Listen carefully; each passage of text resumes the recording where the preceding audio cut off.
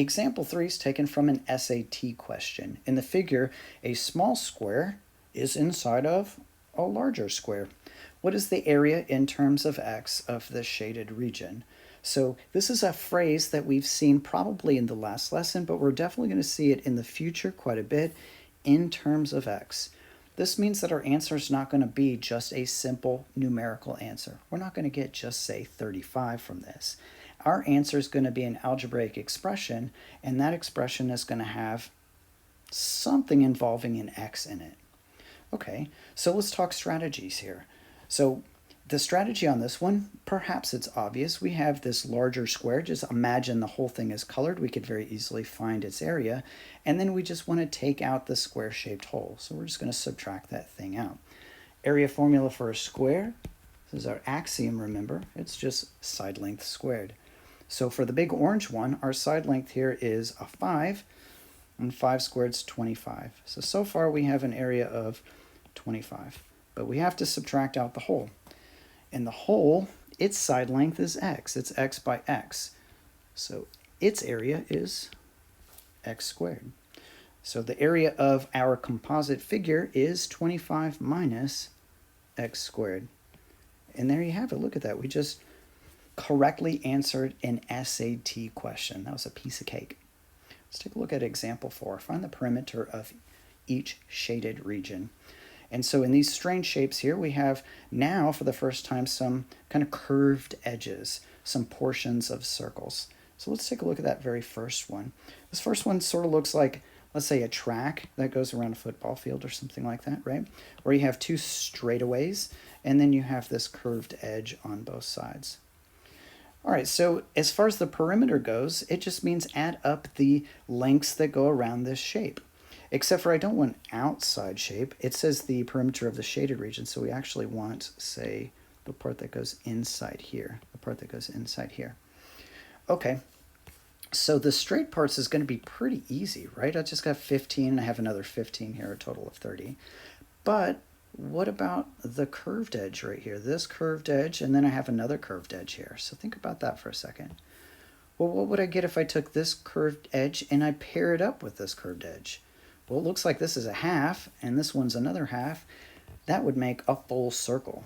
So, in other words, in order to find the perimeter of this shaded region, I could just take these two straight parts and add in the circumference of one circle. And finding the circumference should be pretty easy because, look, this 9 here, that 9 is the diameter of the circle. And we know that a formula for the diameter of this formula for the circumference of the circle is just pi times d. So let's get to it. Our d, our diameter is 9, so this is a pi times 9. And of course, if we think of pi like a variable or treat it as if it's a variable, you usually don't write x9, you usually write 9x. So likewise, for the curved part, the circumference of that circle, I'm going to write 9 pi. With whatever units, and I'll tag those units at the end. And then I want to add in our two straight parts. Each one of those is 15. Remember, these vertical lines that are right there just indicates that they're the exact same size. So that's a total of 30. So my perimeter of this first shaded region is 30 plus 9 pi with some sort of units. So since I have pi in here, when I leave pi as part of my answer, I am getting the exact answer. And that's a perfectly acceptable answer. There's nothing wrong with it. But sometimes it asks you to approximate it. Maybe round it to the nearest 10th or the nearest 100th. And I've heard students ask me quite a bit, like, okay, so should I use 3.14? I'm like, no, there's probably a pi key on your calculator, which is just a little bit more accurate, than, let's say, 3.14. And you'll really notice that accuracy, or the loss of that accuracy, as your numbers get really, really large. So let me pull up the other actual slide so I can see the numbers that we were adding here. It was 30 plus a 9, and then here's my pi key that's right there. And on the left side of the screen, 30 plus 9 pi is the exact, and over here on the right side, just choose a decimal. Let's say that we're going to go 3 decimal places. This time it's 58.274.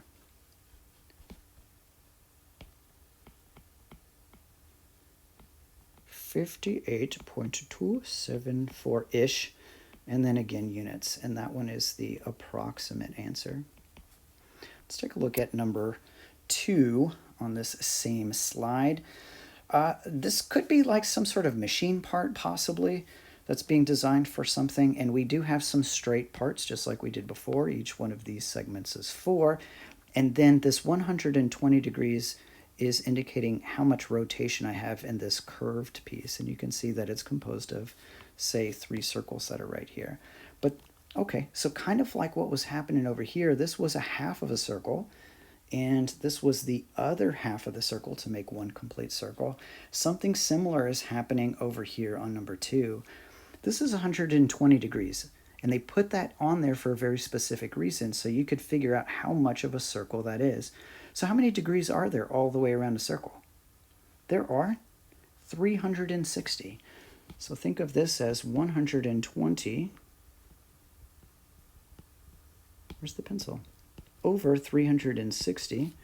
And then whenever I go to simplify this, I could cancel out these zeros, and then 12 goes into 36 exactly 3 times. So this reduces to 1/3. So this is 1/3 of a circle. This would be 2/3 of a circle, and then the top part makes 3/3 of the circle for a total of 1 circle, just like we had over there. So as far as the perimeter goes, this is another pretty simple one where all we have to do is add up our straight pieces. I've got 3 of these 4s, so 3 times 4 is 12. Plus, and now I want to add in all of the curved pieces. So this is 1 complete circle, and this time, let's see, I need a segment length. So the distance from, or a radius length, or a diameter, or something like that, from each of these center points, that's the same size as this 4 that's right here, which means that each of these radii is equal to 2.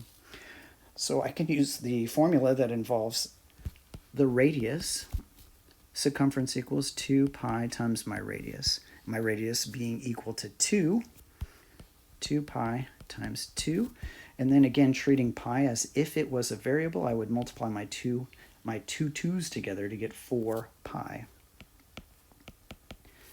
No units are indicated, so I'll just put a U on it. And if I was satisfied with an exact answer, I'm pretty much done.